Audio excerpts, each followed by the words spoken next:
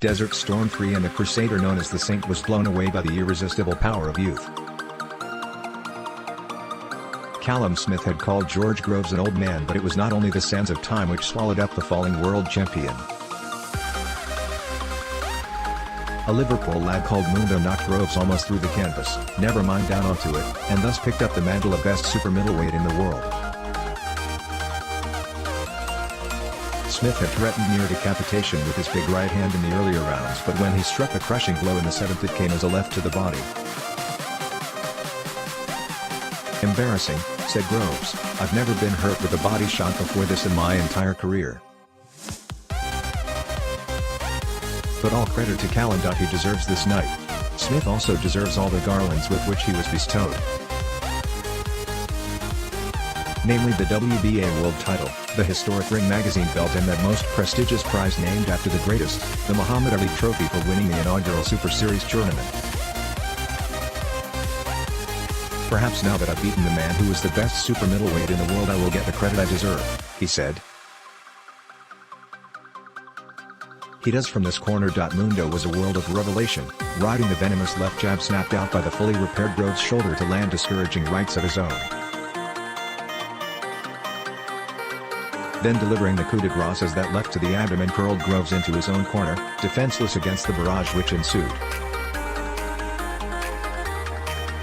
Referee Luis Pavon called a halt as quickly as humanly possible. A new star was born on this Saudi Arabian night. If the unusually tall Smith can stay a while at super middleweight, untold riches and fame can be his for the taking. He took his moment with good grace, praising Groves as a great champion and giving him all my respect. Groves, at 30, will consider his future after going through such rehab agony in vain.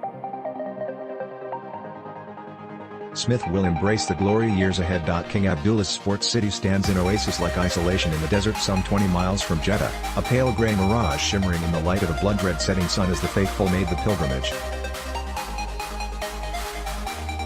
Inside, the facilities are stunningly modern and the 10,000-seat arena was nearly sold out for the first professional boxing event to be held in this country.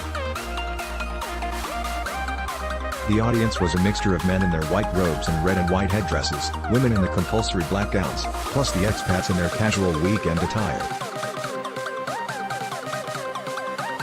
Between them, the locals and their curiosity, they whipped up a clamor of enthusiasm which will have made two of Britain's finest boxers feel more at home.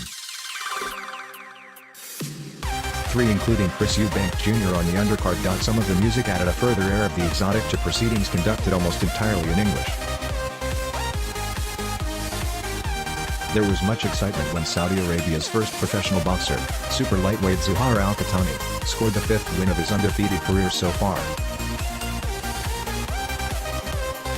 More when Evander Holyfield brought in the Muhammad Ali Trophy, which would be going to the winner of the inaugural World Boxing Super Series super middleweight tournament. They like their combat sports here, and boxing planted its first footprint in the sands even before Groves and Smith came to the ring. So did the acid test of the Groves shoulder. Sparring is one thing after all the pain and rehab of dislocation, a real fight with punches to the joint and wrenching clinch is something else. Groves was the most eager to find out, striding onto a floodlit pedestal before bouncing through the ropes. All business. There was no doubt that one of the best left jabs in the world was restored to working order. Worry though the first round was that weapon got Groves off to an A. So it continued in the second, until Smith risked the right hand and was rewarded by 3 or 4 sharp connections and a buzz in the crowd. The technicalities gave way to war in the third. Smith sensed scope for that right and he sent Groves staggering with the best shot so far. The Saint slugged back but took more punishment. Groves, with his left hand held low, looked open to the right, but when Smith missed he was punished, as well as being on the wrong end of the jabbing again against the shorter man. With Smith more hesitant after being caught by some counters, the Groves jab resumed a measure of control. The challenger did land one big right but slipped under pressure, albeit rightly being spared a count. Both had success in the 6th, Groves not least with some clubbing rights to the body before Smith came back to snatch a share of the round.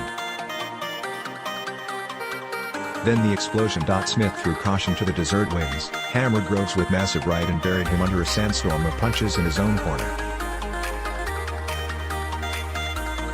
As the broken champion curled up, the referee Luis Pavon came to his rescue. And the crowd went wild for a new young champion.